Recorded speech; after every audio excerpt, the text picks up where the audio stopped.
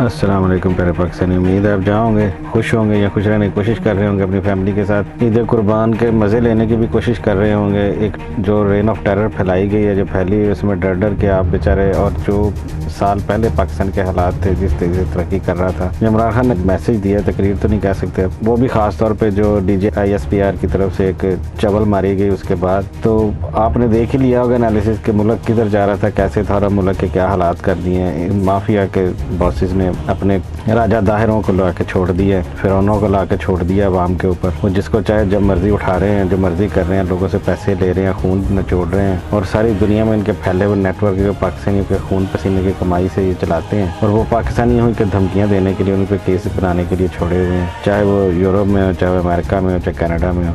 हर जगह पे इन्होंने अपने अपने हरामी कुत्ते छोड़े हुए हैं, बड़े कुत्तों ने छोटे कुत्ते छोड़े हुए हैं, और वो हर एक को हर जगह पे डराने और काटने की कोशिश करते हैं ज़रूर। ये कहानी है, ये सिलसिला है, और इस तरह के हालात चल रहे हैं। सिर्फ इंडिविजुअल जो भी है, हर कोई हमारे जैसा पाकिस्तानी, वो डर के बैठा हुआ है। डर के बैठना चाहिए। जब हर एक इंडिविजुअल लड़ाई है, हर एक ने अपने ज़ाती तौर पे लड़नी है, हर एक अकेला है अपनी लड़ाई में, तो फिर उसने अपना अकेला ही फैसला करना है कि मैं कैसे अपनी ये लड़ाई लड़ूँ। क्या मैं सामने खड़ा होकर गोली खा के लड़ूँ, या मैं पैरों में लेट के लड़ूँ, या मेरे बच्चों को मार जाए या ले जाए आके ख़वातीन के साथ बदतमीज़ी कर जाए। और मैं शुक्र अल्लाह का अदा करूँ कि शुक्र है बच गए हैं, शुक्र है इन मुसलमानों के हाथों हम बच गए हैं। ये जो अपनी मर्ज़ी का इस्लाम इन्होंने नाफिज किया पिछले 70 सालों में, 75 सालों में, मौलवियों को लड़ाया, 1.5 ईंट की मस्जिद बनवाई है, हर एक की फ़िरके बनवा के सबको अलग-अलग करके रख लिया है। यही इनकी सबसे बड़ी कामयाबी है, और यही अवाम की, आम लोगों की सबसे बड़ी कमज़ोरी और ख़ामी है, जो आप मुल्क, कौम, नस्ल और मज़हब के नाम पे, फ़िरके के नाम पे तकसीम हुए बैठे हैं, और आप इकट्ठे नहीं हो रहे हैं। और अगर कोई इस तरह की बात करता है इकट्ठे हो जाएं, इनसे बच जाएंगे, उनके उसके पीछे ये पड़ जाते हैं। जो इनके करतूत दिखाता है, जिस तरह से इन्होंने लोगों के चैनल बंद करवाए, अरशद शरीफ जैसे बहादुर इन्वेस्टिगेटिव जर्नलिस्ट को मार दिया, कोई इनका हाथ पकड़ने वाला नहीं है, कोई इनको रोकने वाला नहीं है। कोई इनके इमरान खान पे, जो लेजेंड ऑफ पाकिस्तान है, जिसकी पर्सनैलिटी के बराबर इन कुत्तों में तो सोचने वाली बात भी कोई नहीं, इंटरनेशनल लेवल पे बहुत कम लोग हैं। इन्होंने उसको मारने की कोशिश की, कत्ल करने की कोशिश की। इनके लिए तो अगर आप पाकिस्तानी में अभी भी आप हुस्न ज़न में बैठे हैं, या अभी आप खाम ख्याली में और जागना नहीं चाह रहे हैं, इन्होंने मुल्क के 2 टुकड़े करवा दिए यार। ठीक है, एक चीज़ को इस तरह से दिखाया जाता है आपको पोर्ट्रे करके कि आप समझते हैं यार ये अच्छा ही हुआ, नहीं तो वहाँ पे जो तबाहियाँ आजकल जिस तरह से जो भी हो जाता है, दुनिया सारी में छोड़ो, इवन पाकिस्तान में या सारी दुनिया में जहाँ भी कुछ हो जाता है, वो सीधा इमरान खान पे पर्चा करा देते हैं कि इसकी वजह से ये हुआ था, इसी ने ये किया था, किसी न किसी तरीके से सिलसिला जोड़ देते हैं। जैसे पीपल्स पार्टी के जो रहनुमा, जिन्होंने वो जो वकील हैं, क्या नाम है, खोसा साहब, उनके घर पे हमला हुआ, तो वो भी घुमा फिरा के जो इमरान खान के ऊपर डाल दिया उन्होंने। इस तरह के हालात हैं कि अब इस वक्त हर दुनिया का गुनाह और बुराई इमरान खान में, उसको हर तरीके से ये अदारा जो जिसको पाकिस्तानी का खून पसीना निचोड़ के और बदमाशी के साथ, और जो उनके हरकारे हैं, मुझे समझ नहीं आती वो पाकिस्तान से हैं या इसराइल से हैं या इंडिया से, कहाँ से हैं वो लोग, कि उनको बिल्कुल ख्याल नहीं आता कि मतलब बहन भाइयों के साथ क्या सलूक कर रहे हैं, ये हो क्या रहा है यहाँ पे। और वो ऑफिसर्स जो इन्होंने पकड़ के अंदर कर दिए और उनकी फैमिलियों को भी जलील कर रहे हैं, जो मिलिट्री के ऑफिसर हैं, जो ईमानदार चंद लोग थे जिन पे ये कौम और मुल्क खड़ा है, उनको भी जलील कर रहे हैं। और उनमें भी ये जुर्रत नहीं है कि इनके खिलाफ नारा हक बुलंद कर सकें, सिर्फ दबे लफ्ज़ों में इधर उधर बात करके पकड़े गए। ये आपको समझना चाहिए, हर एक के पास ये जो ज़िंदगी की एक मुद्दत है, हर एक को एक मुद्दत दी गई है, उस मुद्दत में उसने करना है जो करना है। अगर कोई सारी जितनी भी ज़िंदगी है, किसी की 100 साल की, 50 साल की, 20 साल की, अगर वो ना पहचान सके कि ये किस मकसद के लिए मुझे ज़िंदगी दी गई है, तो ये उसका अलमिया है सबसे बड़ा। उसके बैठ के सोचना चाहिए कि शायद यही मेरी ज़िंदगी का मकसद है कि मैं नारा हक बुलंद करके इनके ख़िलाफ़, अगर मैं लड़ नहीं सकता तो मैं अपनी हरकतों से साबित करूं कि मैं तुम में से नहीं हूं। इनको छोड़ के निकलने दुनिया, अल्लाह ताला की ज़मीन बहुत बड़ी है, अगर आपने यही रास्ता ढूंढना है।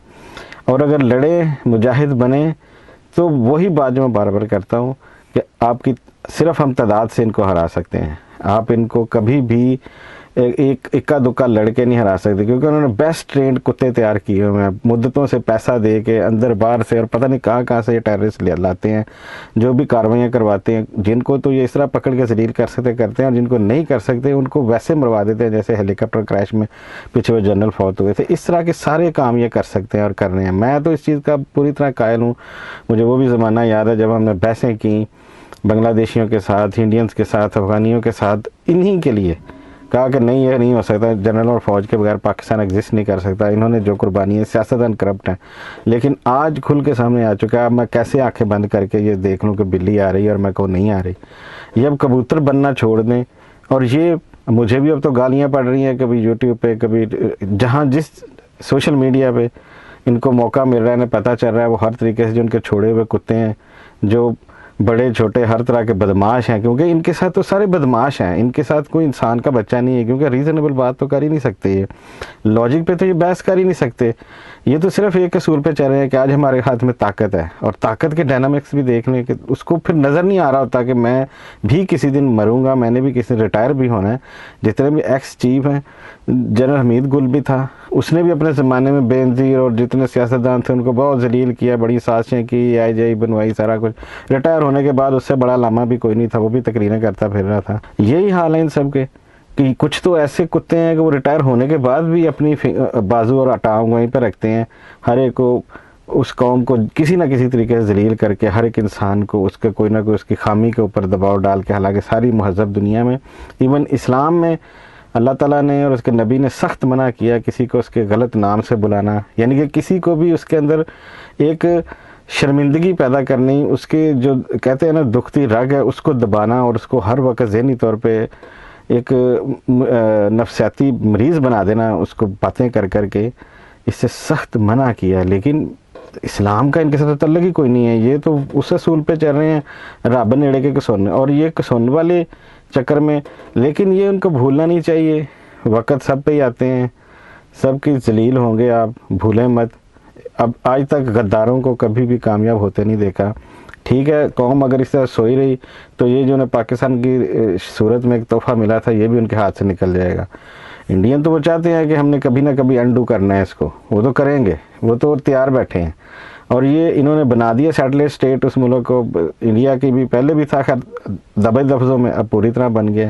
जिस तरह इन्होंने सियाचिन पे कब्ज़ा करवाया, जिस तरह इन्होंने कारगिल का प्रोग्राम चला के तो बाद में वहाँ पे फौजी मरवाए अपने, यानी लो लेवल के, लो रैंक के, उन्हीं की खून दिखा के, उन्हीं की बॉडियाँ दिखा के ये अफसर जो ऊपर बैठे हैं लूट मार कर रहे हैं। इन्होंने क्या ट्रिक बनाया, अपने आप को ज़मीनें दिलवाते हैं, मैं जी चीफ हूँ, मैं जी ये जनरल हूँ, मैं ये हूँ, मैं वो हूँ, और मैं रिटायर हूँ, इतनी ज़मीनें और जायदादें लेते हैं। और उसके बाद प्रॉपर्टी डीलर, खुद ही प्रॉपर्टी डीलर भी हैं, अपने नाम औने पौने ले के एक तोहफे के तौर पर गवर्नमेंट की तरफ से सर्विसेज खिदमत के नतीजे में।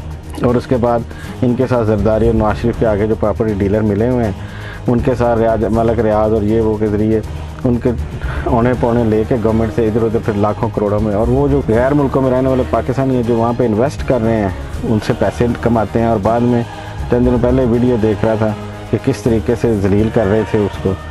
अभी मैं कुछ दिन पहले हैदर मेहदी साहब के प्रोग्राम में शंदाना गुजार का इंटरव्यू सुन रहा था। वो कह रही जब हम अभी इमरान की गवर्नमेंट थी तो हम जो इधर पीपल्स पार्टी के कोई लोग थे या नून लीग के, उनसे मिली, मैंने उनसे पूछा कि आखिर आप इतने ख़िलाफ़ क्यों हैं इमरान खान के। तो उन्होंने सीधी सी बात मुझे कही, जिससे भी उनकी बात हुई, वो प्रोग्राम देख के पूरी तरह देख भी सकते हैं, उन्होंने शायद नाम भी लिया उसका, कि इमरान खान एक कमी कमीन को हमारे सामने बिठाना चाहता है। ये फ्यूडल माइंड, आप सोचें, बार बार सोचें इन बातों पे, इकट्ठे हो जाएं पाकिस्तानियों, इसके अलावा आपका कोई हल नहीं है। मैं ये समझता हूँ सबसे ज़्यादा इमरान खान के दुश्मन आर्मी वाले उस वक्त हुए हैं जब उसने यकसा तलीमी निज़ाम बनाना शुरू किया है। फिर इनके जो चांस, इनके लादों के चांस कम होने, इनको पता कम्पीट तो ये पाकिस्तानियों के साथ नहीं कर सकेंगे।